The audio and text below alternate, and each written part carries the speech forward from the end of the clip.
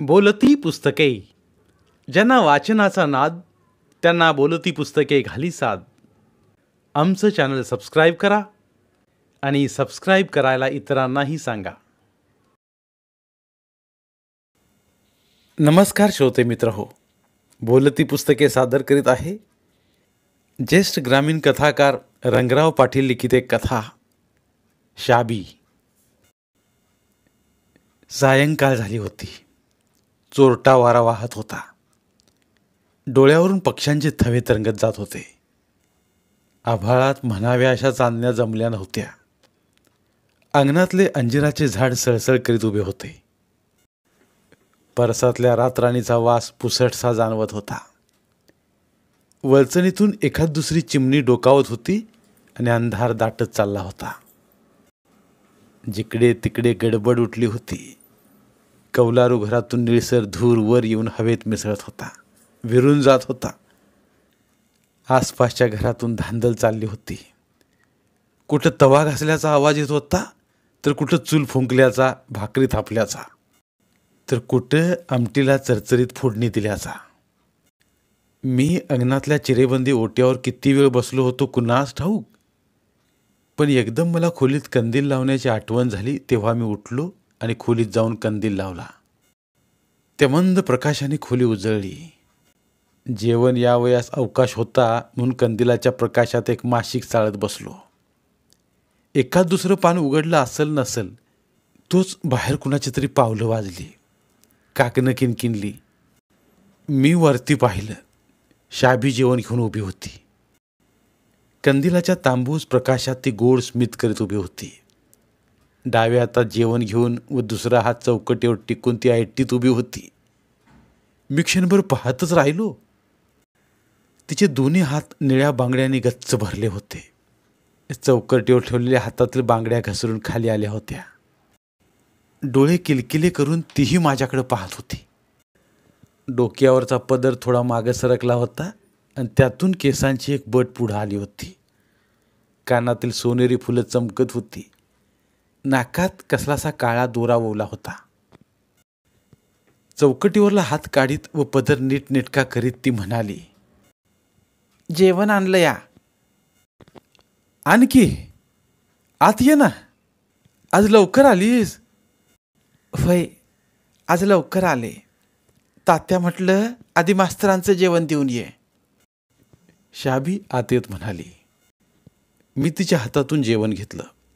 कळशीतून पाण्याचा तांब्या भरून घेतला आणि पाट घेऊन बसलो. शाबी उभीच होती. मी तिला म्हणालो, तेवढं ताट घे ग, विसरलोच. तिनं ताट घेऊन कळशीतल्या पाण्यानं विसळून दिलं. ते माझ्या पुढं ठेवीत ती म्हणाली, वाढू का मी तुम्हासने? मी वाढून घेत म्हणालो, नको, मी घेतो. जा पाहिजे तर घरी. तुझे ताते अजून जेवायचे असतील. आणि भांडी हो. तिच्या चेहऱ्यावर काळजीची छटा उमटली. तुमचं जेवण संपेस्तोवर बसते मी. भांडी घासून मग शाने जाईन. यावर मी काहीच बोललो नाही. शांतपणे जेवण करू लागलो. ती अजून उभीच होती. तिला तशीच पाहून मी म्हणालो, बस तिथं. अशी उभी किती वेळ राहणार? घोंगड्यावर कंदील होता आणि मी वाचायला घेतलेलं मासिक तसंच उघडं होतं. तिनं तिथं बसून मासिक हातात घेतलं. पानं उलटी ती तशीच बसून राहिली. तिच्या केसांची एक खट्याळ बट सारखी पुढे येत होती आणि ती सारखी कानामागे सारीत होती. तेव्हा झालेला तिच्या किनकिनणाऱ्या बांगड्यांचा आवाज मंजूळ वाटत होता. मी सहजावारी उगीच हसत विचारलं, वाचता येतं का तुला? पुरी शाळा शिकल्यावर लय झालं. मी उगीच हसलो आणि मग मासिकातल्या एका चित्राकडे टक लावून पाहत ती म्हणाली, करमत का हो इथं तुम्हाला? हो, करमत की. न कर मला काय झालं? तू आहेस म्हणून मला फार करमत. नाहीतर राजीनामा ठोकून केव्हाच पसार झालो असतो इथून. काय तरीच चेष्टा करता वय माझी. खरंच तू आहेस म्हणून फार बरं वाटतं. तुझ्या इतकं देखणं रूप मी आयुष्यात अजून पाहिलं नव्हतं. तुझं रूप पाहून मी भाळून गेलो आहे अगदी. तुझं दर्शन होताच किती आनंद होतो म्हणून सांगू. मला नाही समजत असलं बोलणं. तू आलीस म्हणजे माझं मन आनंदित होतं. तेवढाच विरंगुळा वाटतो मला, आनंद होतो. पण तू गेलीस म्हणजे. माझ्या बोलण्यातलं तिला काही कळलं नसावं, मात्र एवढं तिला माहीत झालं की मास्तरांना आपण आवडलो आहे, त्यांच्या मनात जाऊन बसलो आहे. आणि आणि शाबीच्या मनात आनंदाची छटा चमकून गेली. खुदकन हसली. तेव्हाच मी ते ताडलं. मासिकात पाहता पाहता ती तिरप्या नजरेनं माझ्याकडे पाहत होती. मी सुद्धा अधूनमधून तिच्याकडे पाहत होतो. काकणांचा आवाज ऐकत होतो. माझं जेवण संपताच तिनं लगेच भांडी धुवून ठेवली आणि मग उभी राहून ती म्हणाली, जाते मी आता. आता इतका वेळ थांबलीस तशी आणखी थोडा वेळ थांबलीस तर. आता आणखी काय काम आहे? ती लाडी खट्याळपणानं म्हणाली. काही नाही, पण थांब की थोडा वेळ. मी तिच्या शेजारी उभा राहत म्हणालो. तशी ती थोडी लाजली आणि मी न राहून तिचे दोन्ही दंड भावनाभरानं पकडले. नाजूक दंडावर माझ्या हातांचा स्पर्श होताच ती गोंधळली, लाजली आणि म्हणाली, कुणी बघितलं तर? अशानं मला इकडे यायला बंदी होईल. भिंतीला कान आणि डोळे बी असतात. मी तिचे दंड सोडून दिले. काहीतरी बोलायचं म्हणून म्हणालो, उद्यापासून शाळेला सुट्टी मिळाली आहे उन्हाळ्याची. मग बरंच झालं की. आता उद्यापासून येत जावा आमच्या शेतात. आमचा मळा तुम्ही अजून बघितला नाही. इशिला उद्या? आता उद्या मी माझ्या गावी जाणार. जाणार? तिनं आश्चर्यानं विचारलं आणि थोड्या वेळानं ती म्हणाली, पुन्हा मास्तर म्हणून आमच्याच गावात येणार नव्ह? हो, आणखी 1 महिन्यानं मी इथं येणार. पण नंतरही असंच जेवण घेऊन यायला लागेल तुला. मी येईन घेऊन, त्यात काय अवघड आहे. पण तुम्ही यायला मात्र पाहिजे. हं. यावर ती बराच वेळ उभी होती. मी जाणार आहे हे कळताच तिच्या मनात गोंधळ झाला असावा, पण तिनं तसं बोलून दाखवलं नाही. पण उभी होती तेव्हा ती काहीतरी बोलेल असं वाटलं. पण शेवटी डोळ्यांची गोड उघडझाप करीत ती म्हणाली, जाते आता. जातेस? तात्या आणि येतील हक्का मारीत. असं म्हणून ती बाहेर पडली सुद्धा. ती निघून गेली त्या दिशेला मी कितीतरी वेळ पाहत राहिलो. अखेर पुष्कळ प्रयत्नानं मला या वाडीत मास्तरची नोकरी मिळाली होती. डोंगराच्या पायथ्याला वसलेली वाडी भयान वाटत होती. मुरमाड जमिनी नांगरून लोक पिकं काढीत होते आणि जिथं शाळा निघाली नव्हती तिथंही शाळा सुरू झाली होती. अशा या वाडीत मी शिक्षक म्हणून आलो होतो. सकाळी 7:30ला भरणारी शाळा 8:30ला भरत होती. पटावरील संख्येच्या निम्म्याने मुले गैरहजर असायची आणि मधल्या सुट्टीनंतर तर हजर असल्यातील ही निम्मी पळून जायची. मग 4-5 मुलंच राहायची. अखेर त्यांना सोडून खोली गाठायची, शाबीची वाट पाहायची. हाच तेवढा तिथे विरंगुळा होता मला. त्यात शाबी होती फार सुंदर. त्या वाडीत तिच्या इतकं मुग्ध सुंदर कुणीच नव्हतं असं म्हणायला हरकत नाही.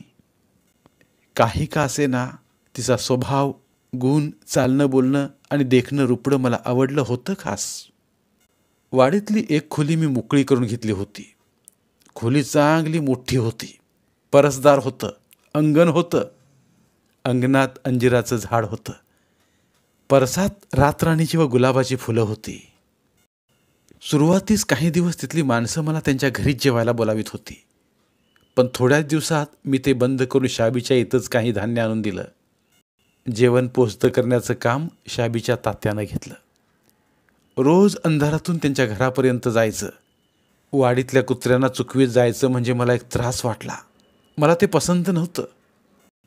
आणि एके दिवशी मग तिचा तात्या जेवण घेऊन येण्याऐवजी शाबी आली. तिला मी प्रथमच पाहत असल्यानं थोडा आश्चर्यचकितच झालो. आनंदही वाटला मला. त्यावेळी मी तिच्याकडे पाहत असताना ती हसली आणि म्हणाली, असं काय बघताय इकडं? जेवण आणलंय, मी भानावर येऊन म्हणालो. ठेव तिथं. तिथे चटकन ठेवून निघून गेली. एक मधुर गोड स्वप्न पाहिल्यासारखं झालं. एक भास. मग रोज तेच स्वप्न, तेच भास. शाबी रोज येऊ लागली. मी जेवत असलो म्हणजे ती सारखे काही ना काही विचारी. मी ऐकून घेत असे, उत्तरे देत असे. गावातल्या सर्व बातम्या तिला पाठ असायच्या. तिची व माझी आता चांगली ओळख झाली होती. ती निर्भयपणे माझ्याशी बोलत असे. मग ओळखीचं रूपांतर प्रेमात केव्हा झालं हे दोघांच्याही लक्षात आलं नाही. एके दिवशी अशीच शाबी आली होती. मला जेवण वाढून गप्प उभी होती. मी बऱ्याच वेळानं जेवण संपत आलं असताना तिच्याकडं पाहिलं. तीही माझ्याकडेच आतुरतेनं पाहत असल्याचं दिसलं. तेव्हा स्वतःला सावरून घेण्यासाठी म्हणून म्हणाली, मला फुलं पाहिजे ती. कसली? आणि आत्ता कशाला? गुलाबाची, मला आवडते ती. माझ्या परवानगीचा विचार न करता ती अंधारातच परसदारी गेलीही. मी हात धुवून उठलो आणि तिच्या मागोमाग तिकडे गेलो. शाबी फुलं तोडून घेत होती. चांदण्यात तिची मूर्ती खुलून दिसत होती.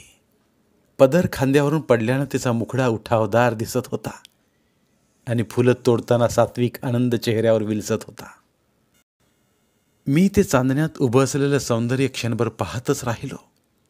स्वतःला विसरून गेलो. मी मग तिच्या पाठीमागे जाऊन उभा राहिलो आणि हलकच तिच्या खांद्यावर हात ठेवले. माझ्या त्या हळुवार स्पर्शाने तिला बरं वाटलं असावं, कारण हातात फुलं तशीच असताना तिनं फक्त मान वळवून पाहिलं. मग उगीच नाटकी रागानं म्हणाली, हे काय बरं असं? तिने माझे हात तसेच राहू दिले. तोडलेली 2-4 फुलं होती हातात तिच्या. त्या फुलांचा गोड सुगंध हवेत दरवळत होता. कसलं धैर्य आलं होतं कोण जाणे मला. मी तिच्या हातातील 2 फुलं घेऊन हळूच तिच्या केसात माळली. तिचा एक हात तसाच होता माझ्या हातात. तेव्हा ती हसली, लाजली आणि म्हणाली, व्हा बाजूला, उगीचच काहीतरी.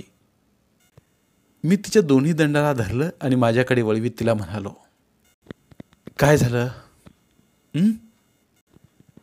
तसे तिने दंड सोडवून घेतले आणि चटकन निघून गेली ती. मी आत गेलो तेव्हा ती भांडी घेऊन निघून सुद्धा गेली होती. नंतर मध्यंतरी असलेच प्रकार घडू लागले. मी शाबीची चेष्टा करू लागलो. तिच्या केसात फुले खोवू लागलो.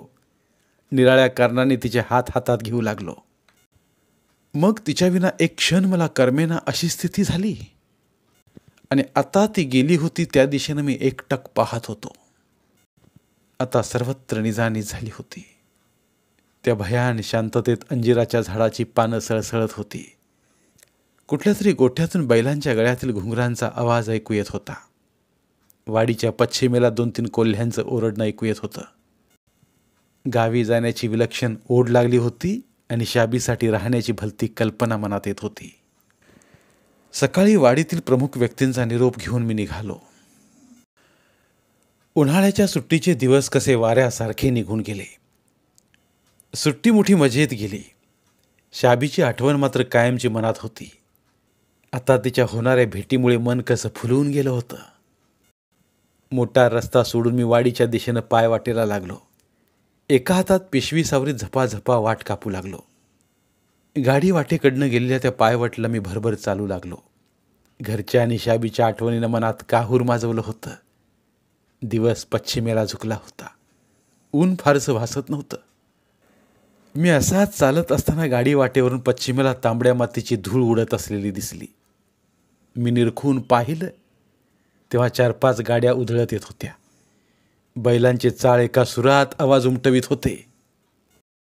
त्या गाड्या जवळ आल्या तसा मी वाटेपासून थोड्या दूर अंतरावरून चालू लागलो आणि जेव्हा गाड्या माझ्याजवळ आल्या तशा एक एक अशा थांबल्या आणि एका गाडीतून कल्पना नसताना आवाज आला, अहो मास्तर, जॅक येळेवर आला बघा, चला गाडीतनं. शाबीचा तात्या रेशमी पटका गुंडाळून गाडीत बसला होता. तो गाडीतून अधिकच झुकत म्हणाला, शाबायाचं लगीन आहे आज.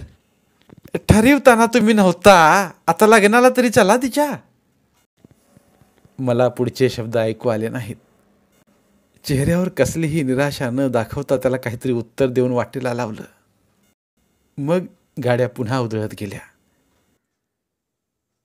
तट्ट्याच्या गाडीत भुरका घेऊन बसलेली शाबीही मला दिसली नाही. माझ्या पायातील शक्तीच नाहीशी झाल्यासारखं वाटू लागलं. शाबीच्या आठवणी डोळ्यांपुढून आपोआप सरकू लागल्या. मग कशी तरी वाडी घातली आणि त्या खोलीचं कुलूप काढून पिशवी एका कोपऱ्यात ठेवली. काही सुचेना झालं तेव्हा बाहेर येऊन त्या चिरेबंदी ओट्यावर बसलो. कोणत्याही परिस्थितीत ही वाडी सोडायची असं मनाशी पक्क ठरवलं. बदली करून घेण्याचा एक विचार डोक्यात घोळत होता. पण बदली करून घेणं हे नोकरी मिळवण्या इतकंच अवघड होतं. सकाळी आवराआवर करून निघालो. 8 वाजता पिशवी घेऊनच शाळेत गेलो. वर्गात पहिल्या दिवशीच बरीच मुलं जमली होती. मला पाहताच मास्तर आले, मास्तर आले म्हणून दंगा करू लागले. मी टेबलावर छडी आपटून सर्वांना शांत बसवलं आणि त्या चिमुरड्या पोरांना म्हणालो, मी आज जाणार आहे. दुसरे मास्तर येतील तुम्हाला शिकवायला. एवढ्यात एक जण म्हणाला, नका जाऊ मास्तर तुम्ही, आम्ही तुम्हाला जाऊ देणार नाही. मला काही त्यांचं सांत्वन करता येईना. सर्व मुलं माझ्याकडे केविलवाण्या नजरेनं पाहत होती. तोच एक बोबडं पोरग म्हणाल, मास्तर हजली घ्या की. त्या चिमण्या बालकाच्या अर्जवाने आवाजाने मी हर्षित झालो. मी रात्री लिहिलेला राजीनामा कोटाच्या खिशातून काढला आणि त्याचे बारीक तुकडे करून खिडकीतून बाहेर टाकले. तेव्हा शाबीचे एक वाक्य सारखं कानात घुमत होतं, पुन्हा मास्तर म्हणून आमच्याच गावात येणार नव्ह. धन्यवाद. पुन्हा भेटूया एका नवीन कथेसोबत. साहित्यरत्न लोकशाहीर अण्णाभाऊ साठे यांना त्रिवार अभिवादन. लोकशाहिरांचं साहित्य अभिवाचन स्वरूपात लोकांपर्यंत पोहोचवणं हा आमचा संकल्प आहे. चला तर मग साहित्याचा हा खजिना सर्व मराठी जनांपर्यंत पोहोचवूया. जास्तीत जास्त शेअर करूया. पुन्हा एकदा धन्यवाद.